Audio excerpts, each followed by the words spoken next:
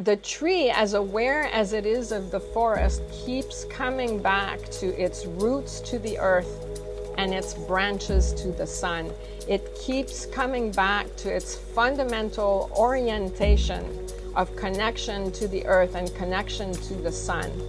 That is that position. If we can live that experientially and connect through our alchemical instrument, we'll recognize that tribe is the planet and everything on the planet, and that tribe is all in relationship to the same sun. Hello everyone, welcome to Soul Weather, your mid-month energy check-in. I'm Dany Lyne. I'm an intuitive, and for the last 20 years I've been co-creating wellness and aligned manifestation with folks worldwide, physically, emotionally, mentally, and spiritually. In this series, I'm going to tap us into the main energy through line so that we can alchemize the expansions and the contractions of the life force into our sacred flow. Join my YouTube channel to get your mid-month energy check-in. Welcome and to this third episode of Soul Weather in a momentous week for us in North America. And welcome to all of those who are going to join us with the recording. Welcome. It is Babaji who is showing up again for Soul Weather. And so it's really actually, based on my previous transmission, we're actually in a beautiful moment of personal growth and radical honesty, is how Sri Yukteswar put it. And let's see how Babaji, the great Kriya Yogi and Kriya Master, let's see how he articulates and helps us orient ourselves in this particular moment in history, in this particular moment on the planet, which doesn't include just what's happening in North America, but of course in so many hotspots around the world, etc. I will start tuning in right away.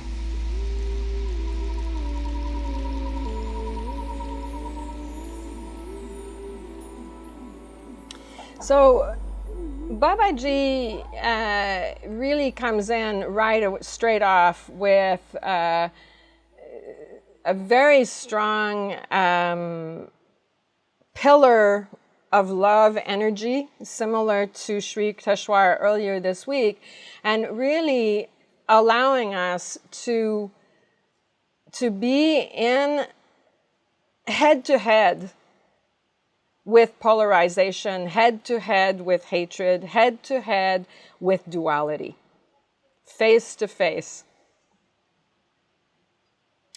And he's saying that all around the world, and North America included, in terms of very, very tangible exercise available to us right now, to face in ourselves our tendency to interpret the world via the duality lens and via polarization. Right? We had who'd been vaccinated and who hadn't. Now we have Trumpers versus non-Trumpers. Like, it's ongoing. It's the same stuff. And I did get that also from Sri Yukteswar, is really we need to look at what we did during the pandemic. You know, who were we ostracizing during the pandemic? How were we polarizing our families? How were we polarizing our communities? How were we polarizing globally? Like, that's not long ago, right? So there's this feeling, right, of such imminent, and everyone's in the saddle. So we don't get to sit, right, in North America and look over there somewhere and look at the conflict. We are all in the saddle, and it's all happening in our communities, in our families, and in our hearts.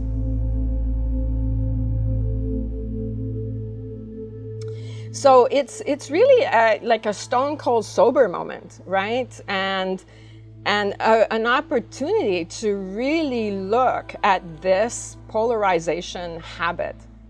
And it's a lens, and it doesn't matter what side you're on. There isn't a right side. Because that's the thing, right? That he's saying is that what makes the polarizing world, the wheel of that energy turn, is every person who is in a polarized view actually feels like they're right. For whatever reason, right? We feel right. And there's many different rights as we see around the world. But he's saying it's all wrong. It's all misguided, and it's all dangerous. Polarization does not serve all living beings. It serves whatever living beings you've decided are on your side, but it won't serve a whole bunch of others automatically. Right there, there's holes in the basket, and it's not gonna be what allows all of us to be safely nested and secure in harmony, with a lot of love and compassion for the egoic state and for the polarized, minds that we have. We didn't come up with this yesterday morning, right? This has been going on for generations. Intergenerational trauma being key factor in looking at all of this, and looking at how we've been shaped by this in one way or another via, right, ancestral lineages, all connected to the wars and genocides on the planet. We're all connected to it. We are in it. We're all in it. It doesn't matter who we are, what side of the equation we think we are touched by it all. And really, this notion that polarization creates safety, he's saying, it's so wrong-headed. It's never worked.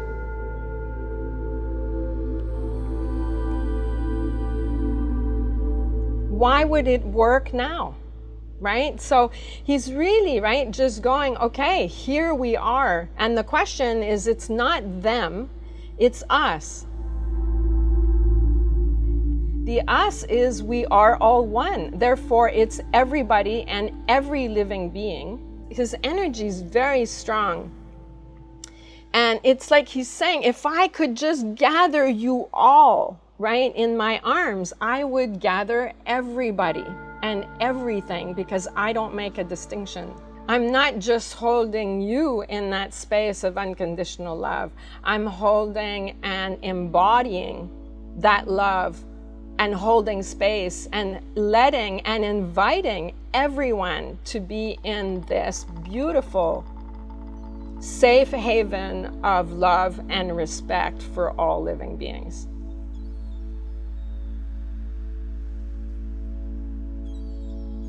So it's really tricky, right? Because then how much of what we think is based on us and them, right? Every day, every moment of the day, it's so stealthy and pernicious. So he's saying that these moments that touch us more directly, and all the moments around the globe where that kind of dissonance is occurring, is an opportunity, right, for you and for us all to sit and clean up our acts.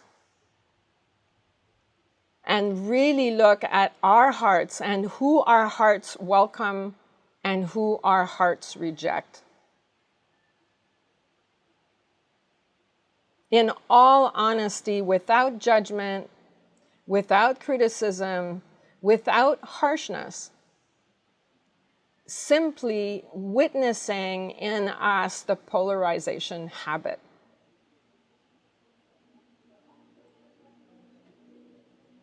And he's saying the thing that's so fascinating about the polarization habit is it's often completely linked in with fear, which means that it's linked in to our desire to create safety.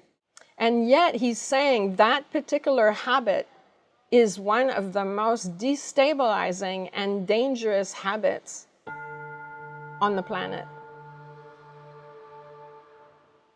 The minute we other someone, we other an animal, and we other a plant, we can abuse that person, and we can abuse and hurt that animal or that plant. Othering.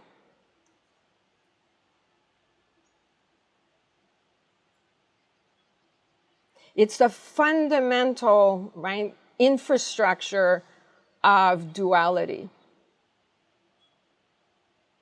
And it's the fundamental aspect of the human experience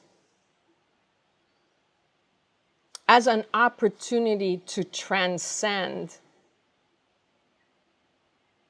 this habit. And like Sri Yukteswar, he's saying the thing about, watching an election and counting votes, and Sri Yukteswar really tuned in on that, is you really realize it's one vote at a time, right? Like it's one person at a time. Therefore, each person counts. Just like if you're counting the votes, each person's heart counts. And he's saying, right, the word tribe is often such an excuse, right, we have a sense of ours and we have the sense of the others. And he's saying, really, tribe is fundamentally the all one mantra that we hear so often. This idea of tribe as something that breaks apart in parts on the planet is really, really skewed. And it's created such havoc and such suffering, such torture, and such disrespect and oppression that it's staggering. And yet we keep coming back to it as our safety. So he's proposing, when we think of tribe, we need to include in our tribe all living beings. We are all in it together. And we are all together in one way or another in these particular lifetimes that we're in. We are all trying to fundamentally transcend this profound disorientation and misconception that is so deep in our bones, in our cells, in our molecules, in our DNA, in our pain bodies, in the whole thing. When he was talking about the personal growth Olympics, right, in the last Soul Weather, he's saying, well, here we are. This is the personal growth Olympics. Can you imagine if you really, every day, tackle this one and honestly listen to that dialogue in your head and watch the polarization thing go on in live action, like it might as well be CNN in there. We've all got really beautiful, beautiful work to do, beautiful, essential work to do. And I think that if we all sit in the circle and allow all living beings to be in that circle, we can kind of humbly sit and be with it all. What's in your hearts, what's in all our heads and minds, what's in our cells and molecules and imprints, and then that of everyone and every living being on the planet. He's reminding me how much I've been looking at the trees this week. Because, I mean, the thing about trees, they don't run around. In essence, right, a tree is stable and the tree will live out its life and will live out the seasons. And it's not that the tree, I would say, in a sense, as a living being, doesn't have a choice. I just think the tree, right, really has the grace to live the seasons and to trust the seasons, and are such teachers for us. So how trees form a forest, right? This is so important for us to drop into that, to think of that beautiful web under the earth, of those roots, of all the organisms that participate in the ecology of that forest underground, and how it manifests above ground and in relationship to the sun. And the tree, as aware as it is of the forest, keeps coming back to its roots to the earth and its branches to the sun. It keeps coming back to its fundamental orientation of connection to the earth and connection to the sun. That is that position. If we can live that experientially and connect through our alchemical instrument, in terms of our kundalini, in terms of how the life force moves into our body, we'll recognize that tribe is the planet and everything on the planet. And that tribe is all in relationship to the same sun.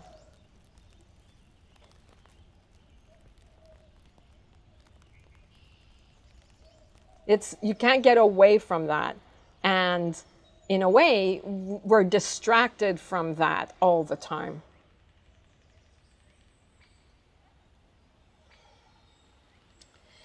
He's coming in and saying, this is so important, this connection, how we refer to that as grounding, and as, in a way, as the earth moves with all these various intensities expressing. Right? More than ever, he's saying we need to remember if we're looking at that one seed in the earth that cracks, through to the sun, it cracks the earth to reach the sun. And think of the energy it takes for that seed and for that tiny little green sprout of a thing, right, to nonetheless crack through sometimes some pretty densely packed earth and crack that earth to reach the sun. He's saying right now, know that to break through to the sun, to break through to that harmony, to that state of growth that includes the blossoming of our plant, of our tree, and moving into our harvest, there is a push that's needed to break up, right, whatever resistance there is, whatever web of disharmony there is. There needs to be a push. You are witnessing a push. Think of when that plant, he's showing me when that little sprout and leaf, right, is right there below that surface and is pushing, right? The urgency that's in that, and also the clarity of mission that's in that. And he's showing me little turtles, right, emerging from their eggs and running to the ocean, right? Like the mission they're on to reach that ocean before predators get at them, before God knows what else can happen to them, right? He's saying we are in that moment right now. Don't get confused with what the push is actually about on a much profound level. And know that all of us are in that position personally. To shake down disharmony on a global and systemic level and national level and whatever level we're talking about, we need to be in the shakedown of that in ourselves. That's the only way, in a way, we can participate. Every drop of love dripping out of your heart is love that's going, it's energy that's going into that push.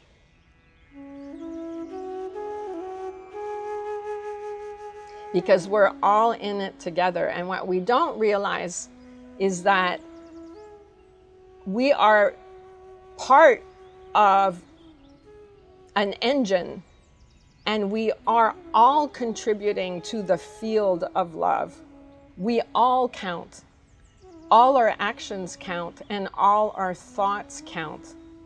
So he's really saying, are you moving toward disharmony, or are you in some way disoriented?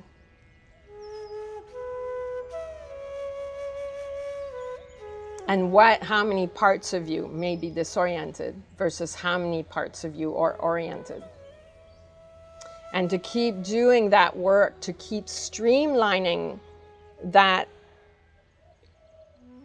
radical honesty and act of living, right, to that moment of that little plant that's about to crack through that earth and go on its journey toward the light, toward the sun. And he's saying with the amount of energy that's moving around right now, just in terms of the ascended masters and all the energy that's pooling in, it's guaranteed that each one of us are in a time of essential fundamental growth. And so he says, don't get lost in the big picture. Keep coming back. What is this for you right now? And know that whatever that is, it's absolutely relevant to the big picture. Because whatever clears your heart and opens your channel, that's the work.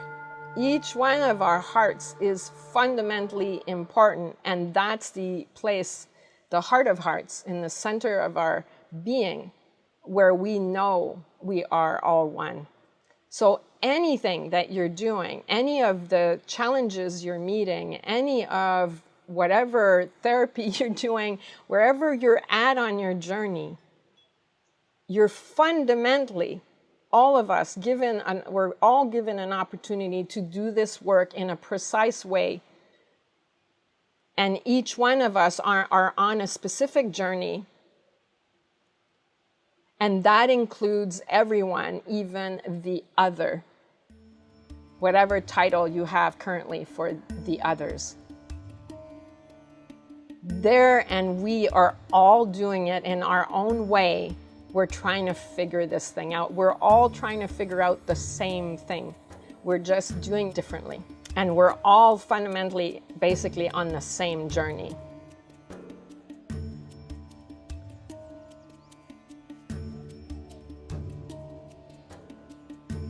And that is when he shows me that, it's like then we're in the web of the life force. We're in the fascia of this whole planet. And all living beings being in that same fascia. Which when you do Qigong and when you do Tai Chi, when you do all sorts of those practices, you become aware and interact with that fascia, with that connective tissue that connects us all. It's there, it's real. And the more you lean into that experientially, the more you will have resources to meet your growth potential right now and your growth challenges right now and your deep learning. I'm inviting Sri Teshwar because I'm about to say a statement that, they're both saying that this is a moment where you have a lot of power. And to understand what power actually means, and to align with that power, just like that little tiny leaf that has that power to become, and the seed, and that tiny little sprout that has the power to be a huge, big, centennial tree. It's to understand that right now, this is very vibrant in you.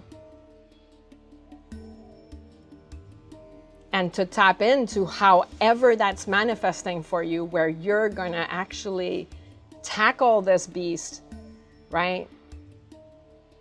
And transcend its limitations.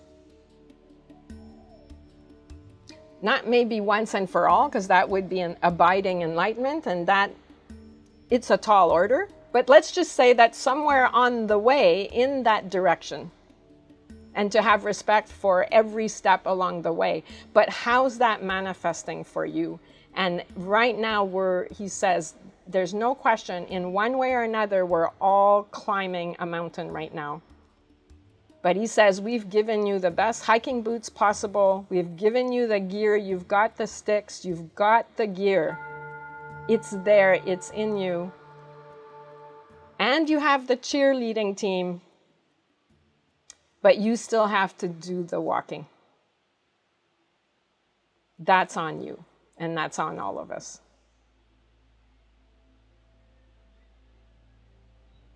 That putting one foot in front of the other in alignment with your heart, with your heart song, with your genius, with your service, and with this beautiful, beautiful, beautiful gift of life.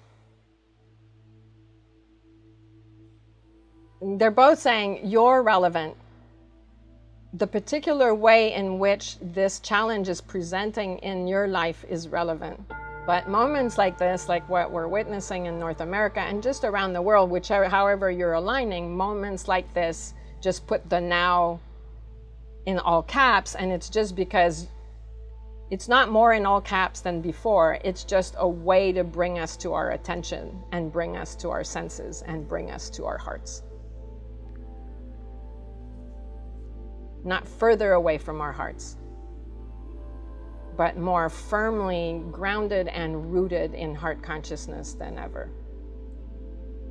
And that's true of every now. So with much love, much compassion, much respect for your journey, and witnessing for the challenges and the witnessing of your strength and your innate power to connect to your heart and to the resources that are in your heart, which tap into infinity, tap into guys like us, and tap into folks and your gurus and your teachers, your trustworthy gurus, your teachers, the spirit animals, your ancestral guides, etc., etc. Thank you for this energy circle and for the opportunity you offer me and we offer ourselves to be in our heart song. Thank you so much. Yeah, blessings to your heart song. We gotta sing loud and clear and know what we're singing. Yeah, blessings.